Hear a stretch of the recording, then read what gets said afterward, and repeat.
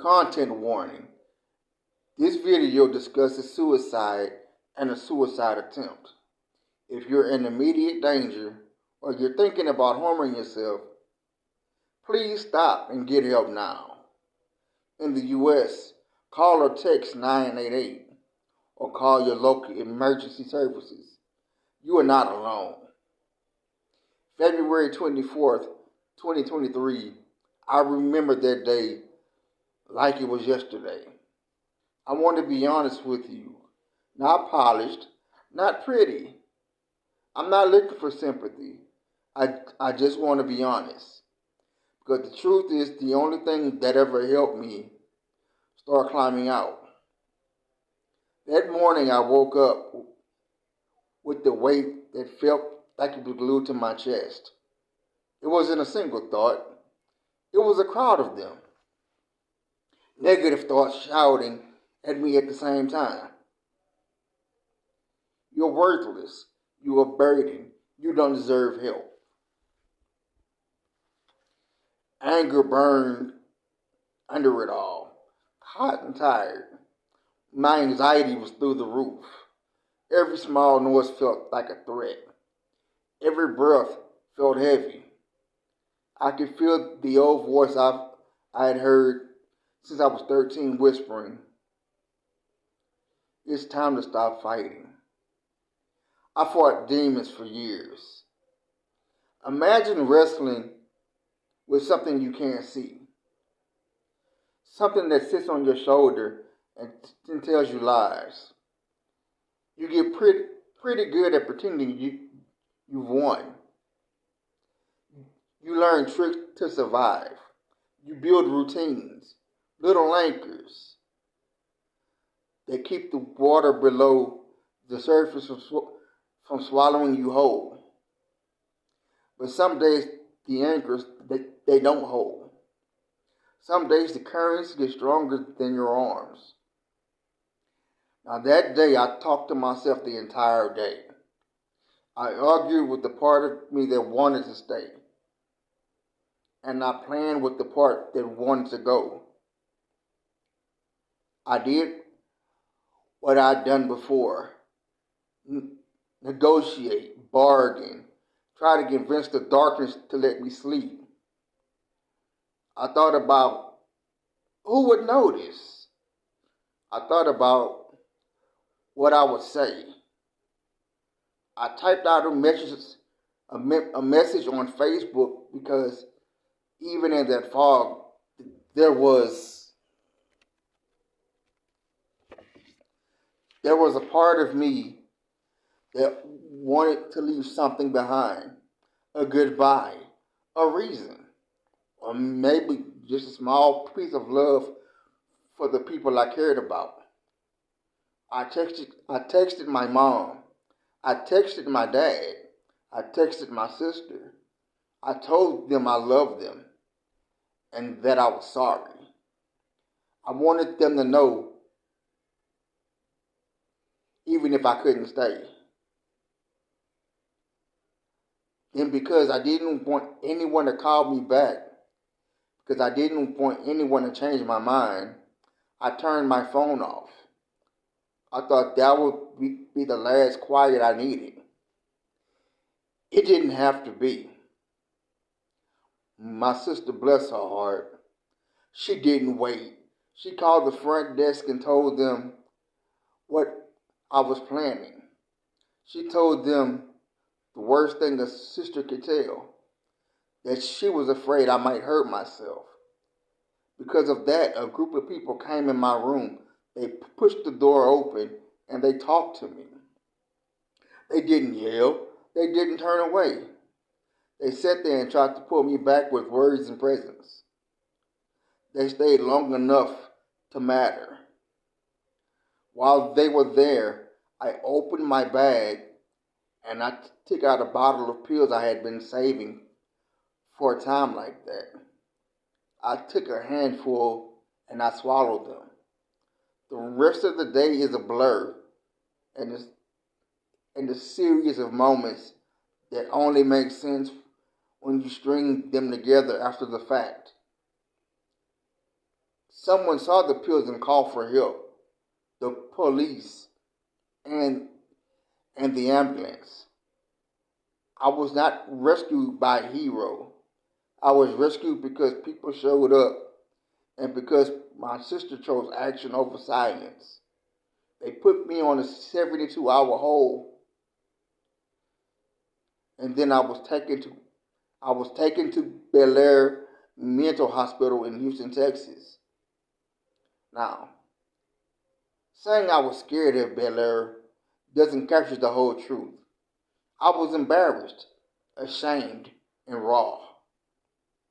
I felt like a failure walking into a place with my hands tied by fear and guilt. I didn't want to be there. I didn't want to tell my story out loud. I didn't trust anyone. But there were other people there, men and women whose faces told me they'd been somewhere I'd been, or somewhere I feared. We didn't have to say much at first. The walls were thin and honest. The conversations were small and big at the same time.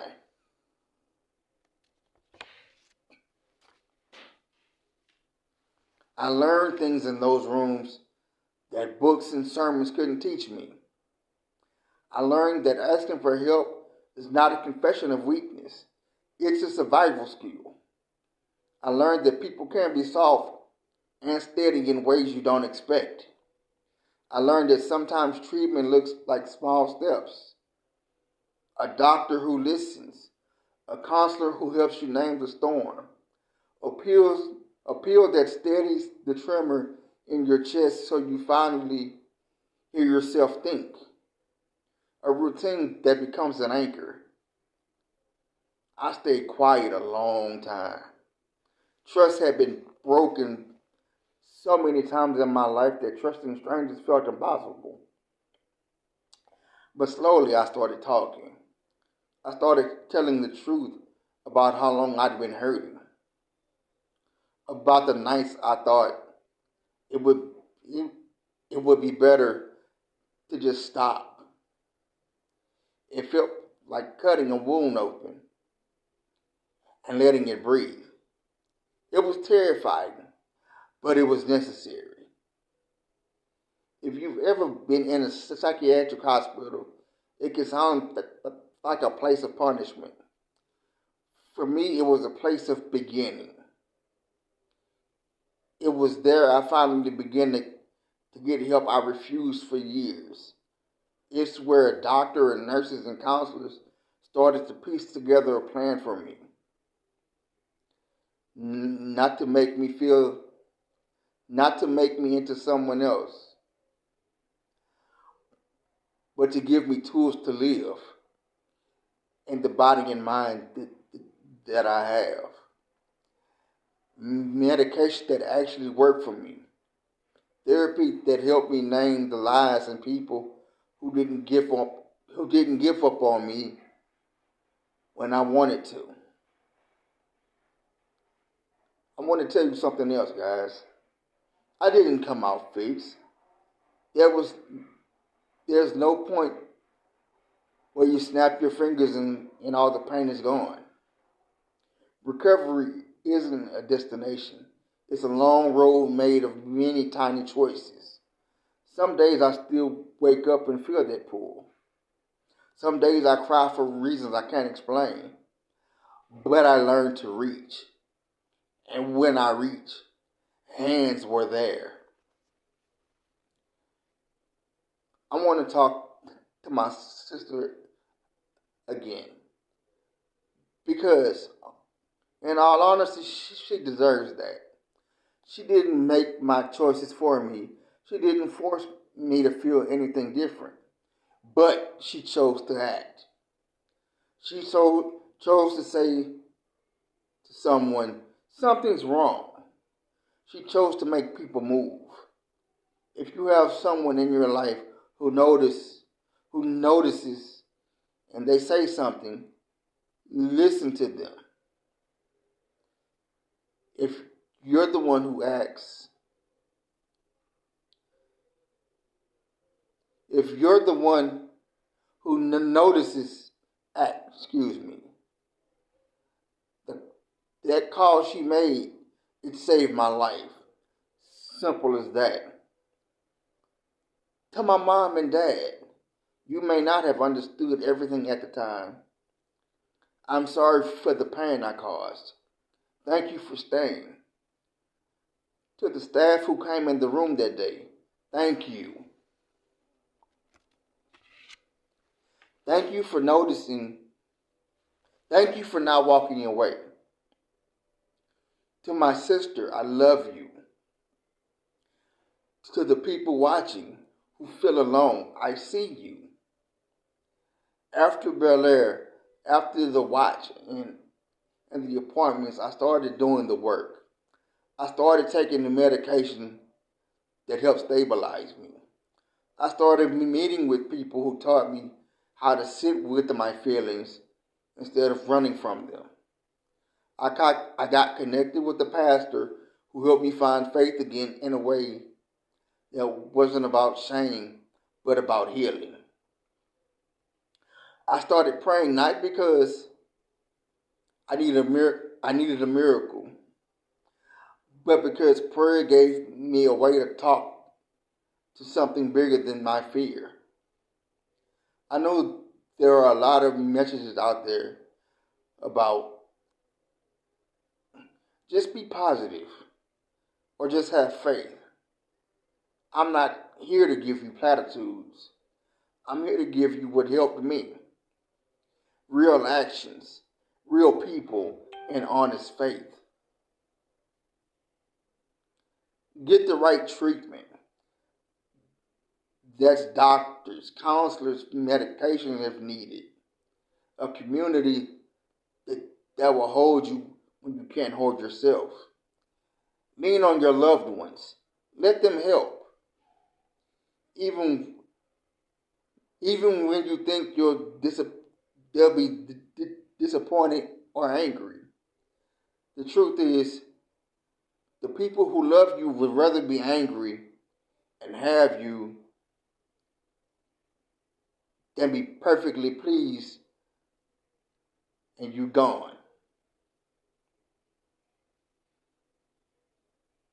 Someone once asked me, why did I start this channel? Why did I decide to be so open and so raw?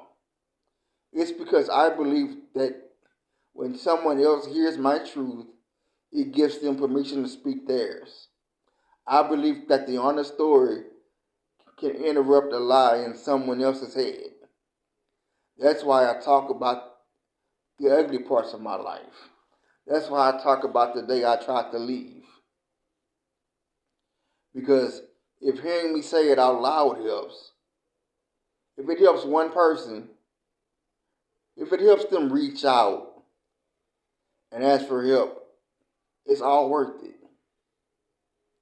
Now, let me be clear. If you're watching this and thinking about hurting yourself, I'm not going to romanticize it. I want you here. I want you to know that even when your mind lies to you in the most convincing voice, the reality underneath the lies is that you matter. You matter to your family, to your friends. You might not even know it yet.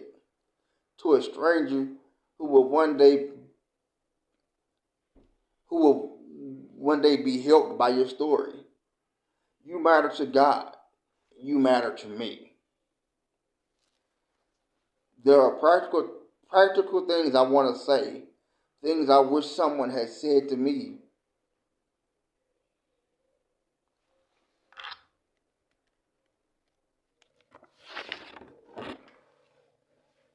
If you feel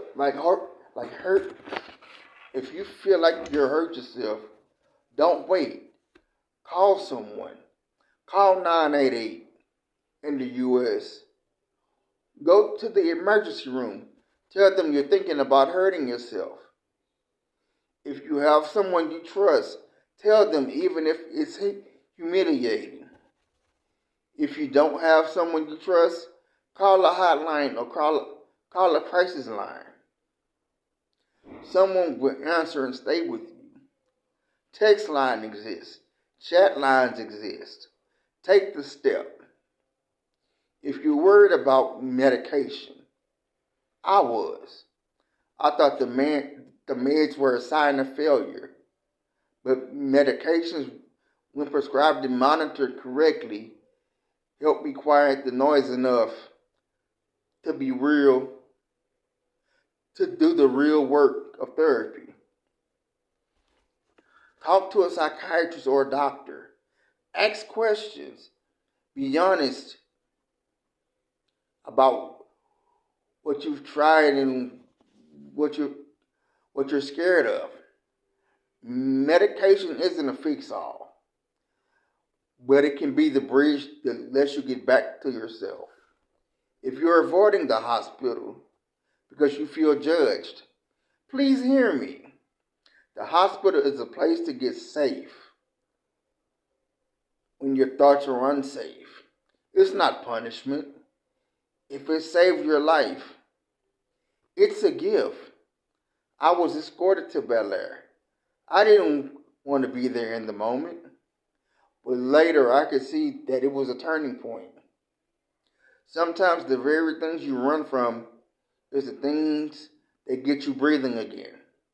Therapy matters. Find someone you can talk to. It might take trying a few different therapists before you click with someone. That's okay. It's like finding the right pair of shoes, uncomfortable at first, but when it fits, walking gets easier. Talk to your faith leaders if you have them. My faith returned to me slowly and through the people who were patient and gentle, not judgmental.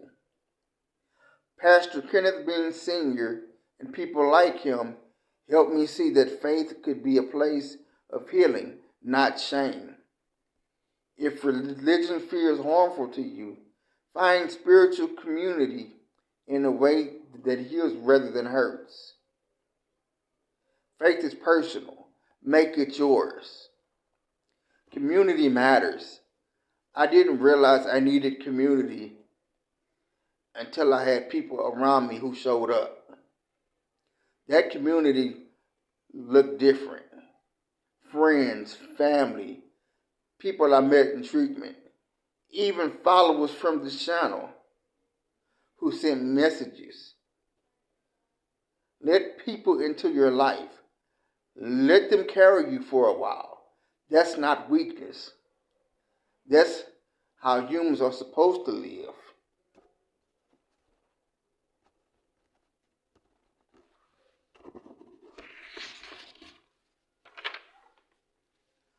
Now, I also want to say something about guilt, because those almost killed me as much as the darkness. After the attempt, I felt shame like a shadow. I felt like I'd let everyone down. I thought I was less of a man. I thought I had failed in every way you can think of. But the truth is, mental illness isn't a moral feeling. It's not a character flaw. It's an illness that deserves treatment and compassion. If you felt the shame, try to be gentle with yourself. Speak to yourself like you would speak to someone you love who's hurting. To the family members watching who don't know what to do. If someone you love is pulling away, take action. Don't shame them. Sit with them. Call for help if you're worried they'll hurt themselves. Tell the front desk of a facility. Call EMS. Call a crisis line. Do something. Your action can save a life. My sister did that. She chose a movement over silence. If you're on the receiving end of that call, don't panic. Be present. Love them through the mess. Sometimes presence is louder than 1,000 words. Now, I want to be honest about relapse too. Recovery isn't a straight line. You will have tough days. You will fall back sometimes. That doesn't erase the progress you've made. It doesn't mean you failed. It just means you're human. Each time you get back up, you learn more about how to stay up longer. Each time you ask for help, it becomes easier to ask next time. So what does getting help look like practically? For me, it looked like a few things happening at once. Medication to stabilize my brain chemistry. Therapy to deal with the root of the thoughts and trauma. Faith and prayer to keep me connected to something bigger than my own fear. And community to remind me that I wasn't alone. And repeating small tasks until they become a habit.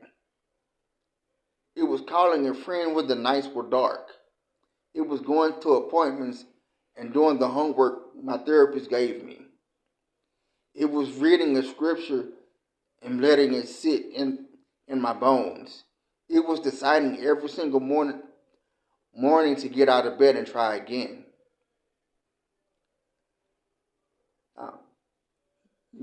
Let me share a small ritual that helped me. Every morning I say our 3 truths out loud in the mirror. They're simple. I'm doing my best. I mean something to someone. I love myself. I know it sounds small, and it feels silly. But after months of hearing lies from myself, these truths slowly started to stick.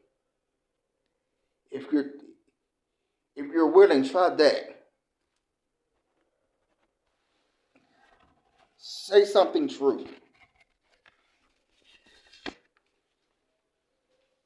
Even when you don't believe it.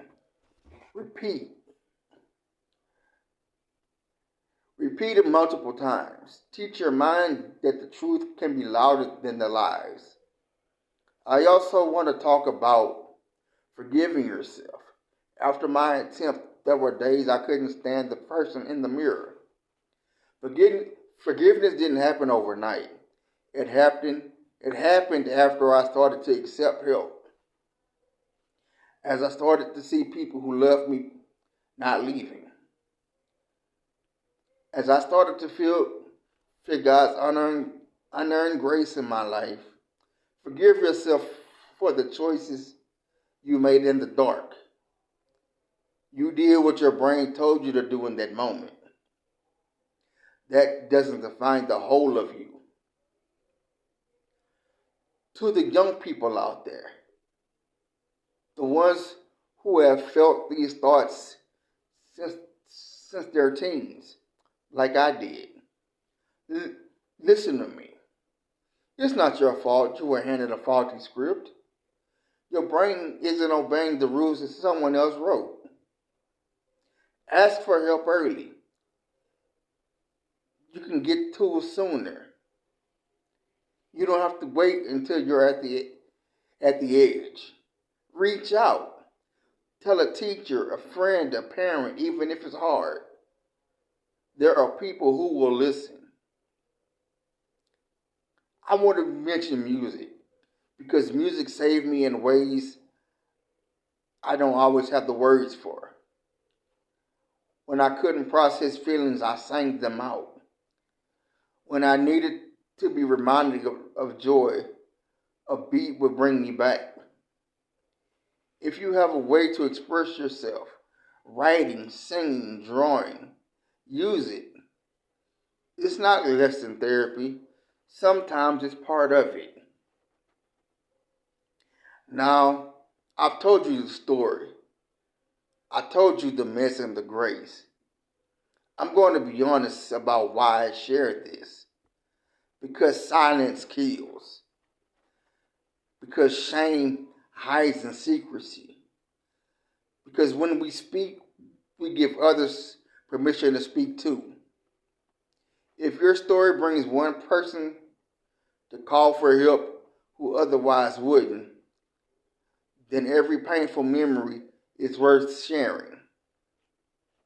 If you're listening to this and thinking about acting on thoughts just like I did, call someone right now. Don't wait. Call 988 in the U.S. Text someone. If you're outside of the U.S., find your local crisis hotline and call it. If you can, tell a friend. Tell a family member. If you're in immediate danger, go to the nearest emergency room. You don't have to be ashamed. You're going to a place that can help you breathe again.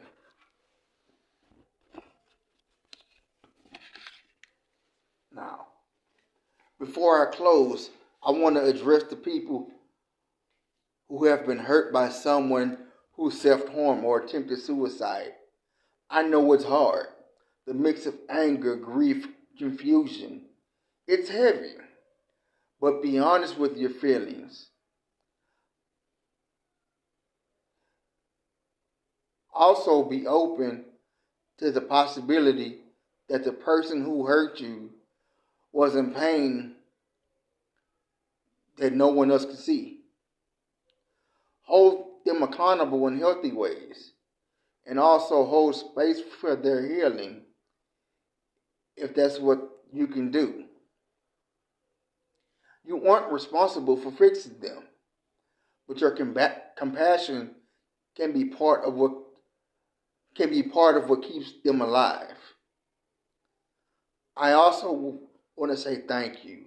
Thank you to everyone who's messaged me after my first videos. Thank you to those who told me their own stories.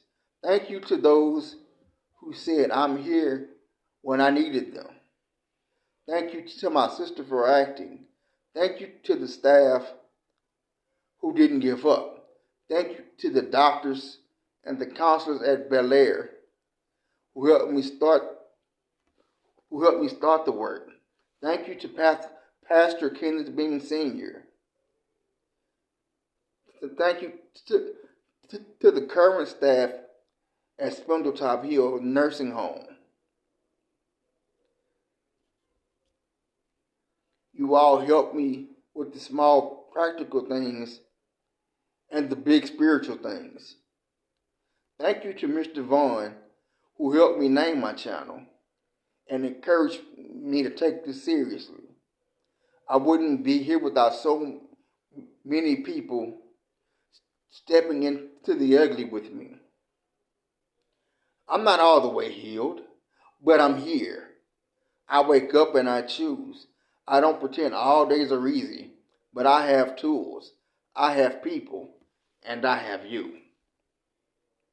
If you're watching this and you're holding on by a thread, this is me reaching out my hands through the screen. Hold on. Let me help you. Let them call for you. Bring you to a hospital. Sit with you in the dark. Let the people who love you be loud on your behalf. You matter. Your story isn't finished. There are chapters you haven't lived yet that will be full of color again. I'm Ray Latour. This is Overcoming with Ray Latour. Live, laugh, learn, and stay positive. If this video helped you, tell me in the comments or just say hi. If you're struggling and don't want to write out publicly, my DMs and the comments are a place where I read messages and pass love along. If you need immediate help, call or text 988 in the U.S. or go to your local emergency services. If you're outside of the U.S., please find your local crisis number. There are global resources available.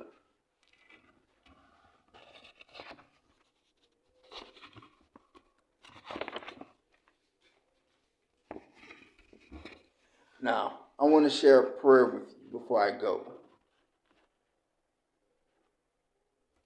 Lord, for those who are in the dark right now, bring them light. For those who feel unseen, let them be seen. For those who think they have nothing left to give, remind them that their life matters. Give us the courage to reach across the room and the strength to keep showing up when it's hard. Amen. If you're still here, thank you. Stay with me. Let's keep fighting together.